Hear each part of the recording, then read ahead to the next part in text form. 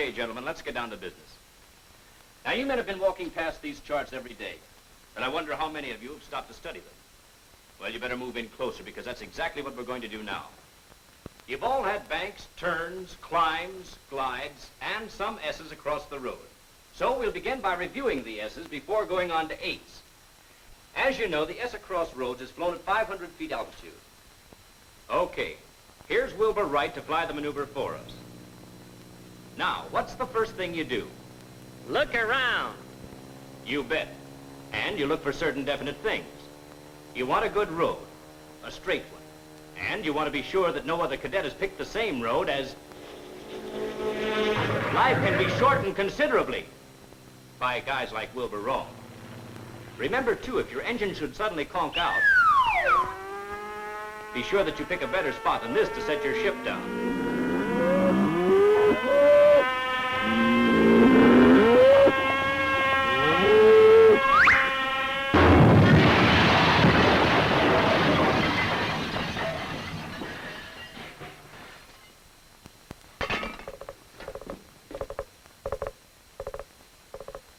Yes, Bossy, that's the way the Air Corps feels about guys like Wilbur Wrong. So let's watch Wilbur Right do it the right way, okay? Okay. You come into the road at right angles, straight and level. You're watching your revs and altitude. You cross the road and roll into a turn, starting a full half circle that brings you back to the road, and you're again on straight and level. Crossing the road, you start into a turn the opposite way. Keep the same medium bank through the half circle on this side of the road. This pattern, which is nothing but well-drawn half circles on each side of the road, completes one S turn. Are there any questions? Good. Then let's get on with the next step. It's only a little bit more difficult. It's the first of the elementary eights, known as the 8 along the road. You fly along the road to a definite starting point. You make your turn using a medium bank and fly a full 360-degree circle on one side, returning to the road exactly where you left it. You hold straight flight down the road a bit before turning the opposite way. Again, you use the same medium bank, making a full circle on the other side of the road and returning to your point of departure. This completes the ground pattern of one elementary 8. You'll note that they're really not true figure 8s, but merely a series of alternate circles. But let's get back and see what happens to Wilbur Wrong flying the same pattern in a strong crosswind. Notice the wind is at right angles to the road.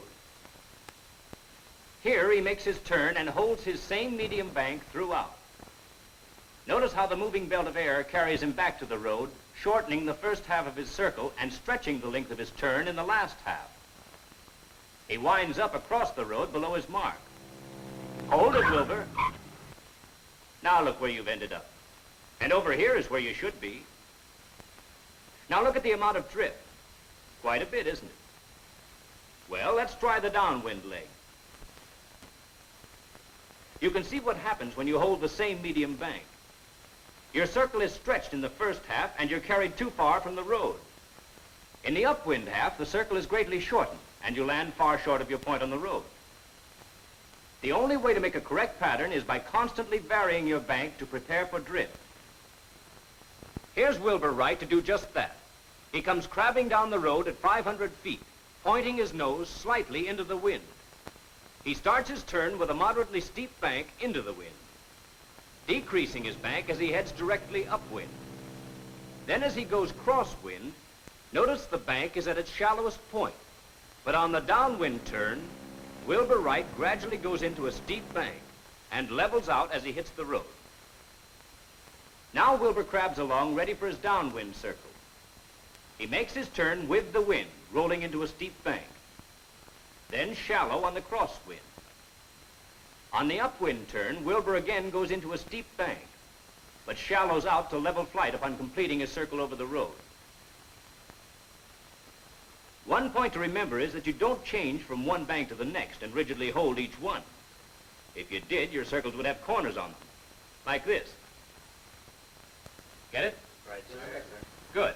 Then let's move along to the next chart and have a whack at crossroad 8s. These crossroad 8s are usually flown at about 500 feet, and you really get a figure 8 out of them. This is an ideal crossroad, So if one of our pilots will come over here, we'll get on with crossroad 8s. What's the first thing you do? Look around. Right. You spot your crossroad, and for this maneuver, one crossroad must be at right angles to the wind. Here you come to the crossroads, flying directly into the wind and in level flight over the road. Immediately after crossing the intersection, you go into a shallow turn in the upwind half of the circle.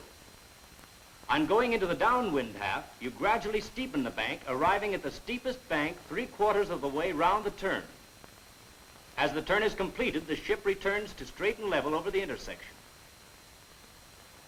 We immediately bank to the opposite direction and repeat the procedure. This is an advanced state. That naturally calls for more precise wind drift analysis. You will notice that it is necessary to maintain an accurate ground pattern in order to arrive straight and level over the intersection. This can only be done by carefully judging your wind velocity and delicately shading your bank to compensate for the drift effect. Is that clear, gentlemen? Swell. Let's get along then to the toughest one, which is pylon eights. First of all, you've got to pick out a pylon. A pylon is a point you pick out in the ground. A tree, a water tank, anything.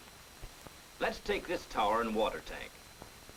Remember, the points you select must have the same elevation and that a line joining the 2 points must be crosswind.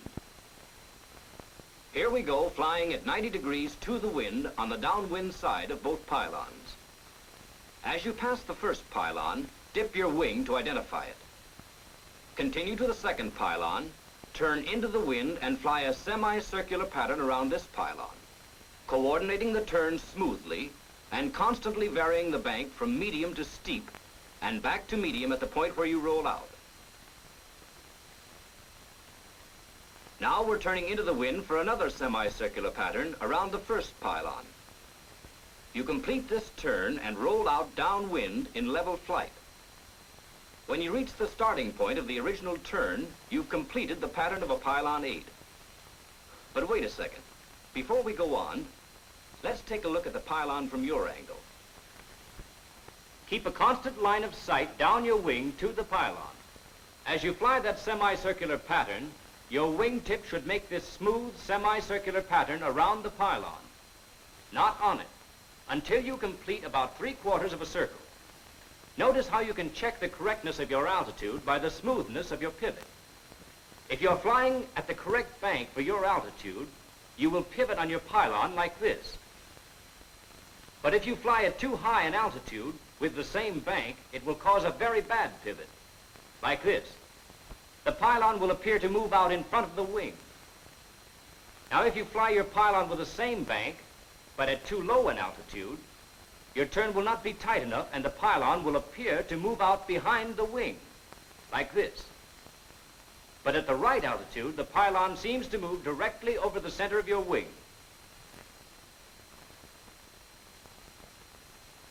When you've conquered all these 8s, gentlemen, you know how to estimate altitude and drift and maneuver your plane safely and constantly at any altitude. You've learned how to plan ahead of your ship and to do the right thing by instinct. It's as simple as ABC. Either you learn to fly like Wilbur Right, or you'll fall like Wilbur Wrong.